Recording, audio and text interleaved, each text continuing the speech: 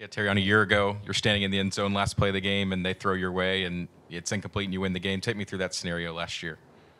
That scenario last year, Pete Golden called the timeout, changed the play. Coach Saban said, we playing man-to-man. Obviously, you come to Alabama to playing games like this, moments like that, and I was able to go out there, execute, and make a play. I mean, the moment was surreal. Everybody celebrated, and it's one of those things that I feel like it goes down in Alabama's history as a positive note. It hasn't necessarily been working for other teams, but they've been targeting you a lot. Do you welcome that? Do you kind of like that to prove them wrong, or what is your feeling on that? I mean, I just go out there, and I feel like I do the best thing I can do for my teammate. Like Coach Saban said, play the right technique, put myself in a position to make the play. And obviously, when I go out there, my mindset is try your luck.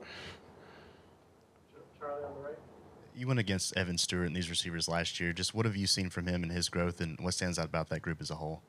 Their whole receiving core is an explosive receiving core. Obviously, they have a great offensive coordinator, great coach, Jimbo Fisher, can really dial it up. And when you go against guys like that, you really have to be patient because they have, at any moment in time, the ability to take the top off.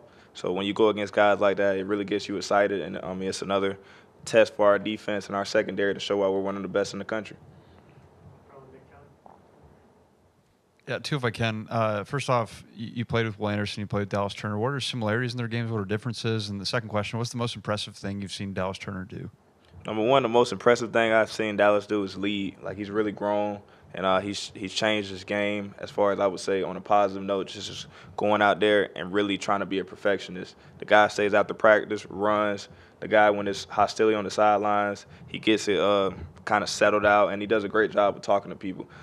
Most times when people go out there and try to lead, they just try to go out there and say, hey, we need to get quiet or do this. Nah, Dallas goes to the younger guys and he tells them what they need to do. And he does a really, really great job of it. And I would say as far as him and Will's game, I mean, it's Will Anderson. Like, it ain't really much you can say. The dude just blocked the field goal last week. He's a playmaker.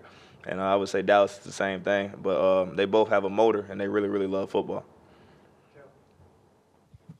Nia Smith earlier in the week said this game was very personal to him due to Coach Saban's and their family relationship. Obviously, that's going to be one of the receivers that you are matched up against, and he's been successful in the past against Alabama. What's your opinion on his comments and really the matchup with Nia Smith?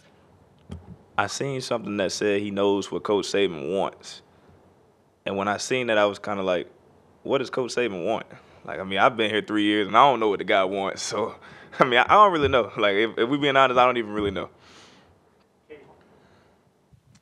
Hey, Terrion, I think through 5 games, y'all have one less interception than y'all had all of last season. What do you think has kind of led to the defense getting more interceptions in the early part of the season so far? It started last year with us preaching takeaways. T-Rod, when we go into practice, just emphasizing us the ball, the ball, the ball. So when we go in there, Coach Saban, you can see videos of him saying the ball's on the ground, nobody picked it up, even when it's a dead ball. So just us on the jugs after practice as DBs and really going out there and focusing on getting the ball. Malachi, KoolAid, we do a great job of preaching that to the secondary, and I would say we've done a really great job of emphasizing the ball, the ball, the ball. ESPN broadcast on the last game, the announcers in the booth said that you told them that you talked to receivers all game long. I'm curious, one, what do you say, and two, why? That's something I kind of been doing ever since I was younger. I would say most people, when you see somebody's head bobbling or you see 2 guys talking, you might think they're talking trash. But, I mean, a lot of times I just be out there having conversation. So, like, I know when y'all see this game, me and Evan, we have a great relationship. When he came down here to Alabama, I actually thought he was going to come here. Great guy. So when you see me guarding him, I mean, you'll see me talking to him, telling him, like, hey, I'm a man-to-man this rep. You got to win. Or, I mean, he could be like, hey, I'm coming. I got this type of route. And he's that type of guy, too. And I would say, like, when I line up, it's just kind of like friendly competition and something to keep yourself motivated during the game. Yeah, Terrion, tell us a little bit about your relationship with KoolAid and anything you might have learned from him. KoolAid and I, we came in here together. We've been brothers right off the bat. Very personable person, the type of person that will give you the shirt off his back. And I would say we've learned a lot from each other. One thing that I've taken away from him is how much he cares. The guy loves football, really puts a lot of time into it, and he's really, really smart. Like most people, like y'all see the change, see the glitz, see the glamour, but the guy really, really loves football and really cares. And I mean, being able to go out there and call him my teammate, call him my brother, and build a relationship with him is something that means a lot to me. And like I would say, we have a true brotherhood, and it's somebody that I will deal with and have a lifelong relationship with. You mentioned that friendly competition. So, like, when there is a situation like Anaya Smith or just any kind of trash talk, do you take that kind of personally, or do you kind of embrace that? Is that fun? Like, what's your mindset to situations like that? Maybe not just particularly that one, but in general.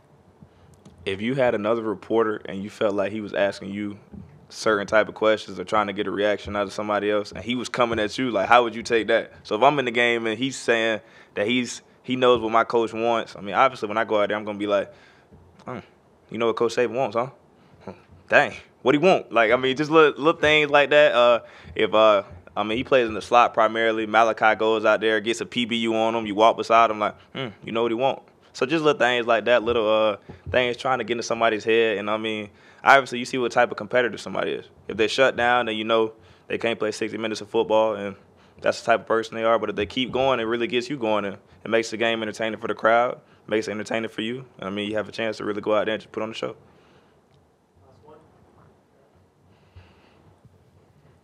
It looked like at one point in the game you were kind of getting an earful from Coach Saban. When he gets hot like that, like, do you have a strategy for kind of getting through it? Like, moving, like, are you trying to have a conversation with him when he's like that? Do you just say nothing, or how do you handle it? Now, obviously, you got to ask questions because you got to see what he wants so you can make the adjustment on the field. So when it came to me, I actually was jogging off the field. I'm like, dang, boy, he looked mad. Boy, he finna give it to somebody. And then I'm like, oh, it's me. So, like, when he was saying that, I mean, he was telling me to time up the blitz on the motion. And I know y'all seen, like, how many times do I have to tell you? You know the word. But, like, when he said that, it was kind of like one of those things that you just have to not hear how he's saying it, but you have to hear what he's saying. And, I mean, it's another thing when you look at it as far as never knowing when the camera's on you and being coachable. And I feel like the relationship that I have with him, he knows that I could take coaching like that. And it's hard coaching. And when you choose to come here, you never know when he could chew you out. And like people always say, you should be worried when he's not saying something.